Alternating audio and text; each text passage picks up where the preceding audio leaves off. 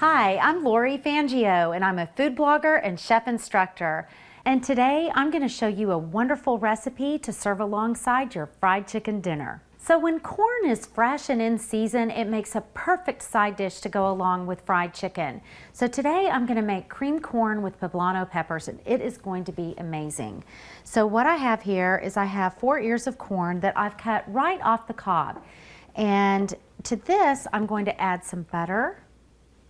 Just a little bit, about a tablespoon. I'm going to add about half a cup of heavy cream. That's going to help to make the sauce. I'm going to add, I don't know, maybe about a quarter of a cup of Parmesan cheese, not even really a quarter, just a little bit.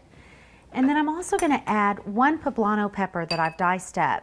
Poblano peppers give this dish really a great color and just a little bit of flavor. Poblanos are great to add into other vegetable dishes because they don't really have a lot of heat. They just really add a pretty color and just a little bit of warmth. And so I've got my pan set to about medium heat, and I'm just going to cook this, I don't know, for about 6 or 8 minutes until the corn is warmed through and just tender crisp. And it's going to be absolutely perfect.